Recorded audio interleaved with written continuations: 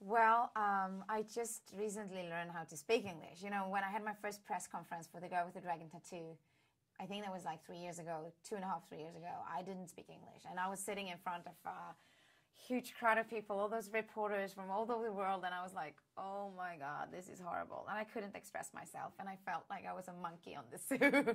And it was just a nightmare. So I decided that day that I need to find a way to make this language mine. So I did. I started to watch movies without reading subtitles. I was watching BBC and, you know, and different TV shows and just reading books in English and newspapers. So I kind of started on my own to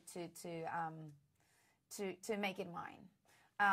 And then I was in LA in August a year ago, and I met Robert Downey Jr. and Susan Downey and the Warner Bros. People.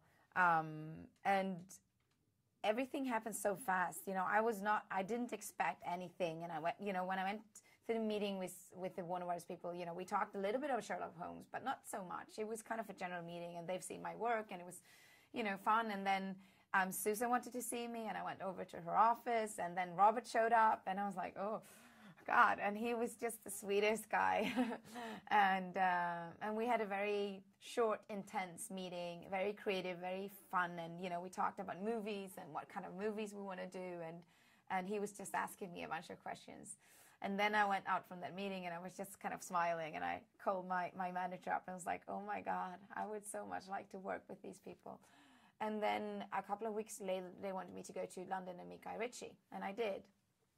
And then they wanted me to do this movie. So everything happened super fast. And I only had like 3 weeks to prep.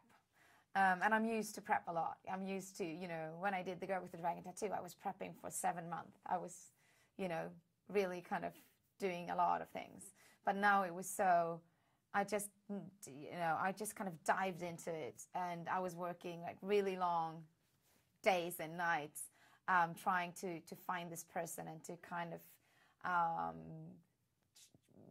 transform myself into her. And I was working with the dialect coach. And instead of doing a French accent, which we thought from the beginning that we should do, we decided after the first day actually to do a more kind of clean accent, European accent, but it's kind of staying from East Europe and use the Romani language, the old Gypsy language, and add lines and words from that language into Simsa's and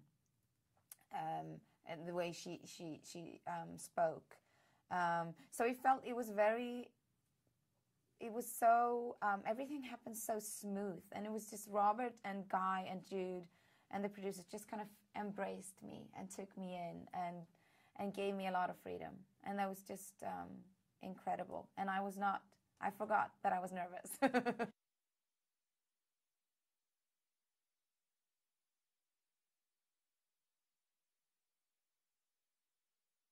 It was so much fun. It's probably the most fun journey I've ever been on. You know, I was laughing every day. And they have, you know, they all have such a, I don't know, such a crazy, brutal humor. So, and I kind of felt like I became one of the boys.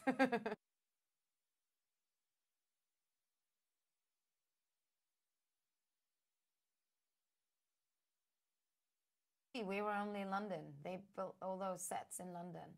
Um, so I was in London for, I think it was like 7 months for Sherlok. And then I went straight into Prometheus. So I was in London for a year. So everything happened in London, actually.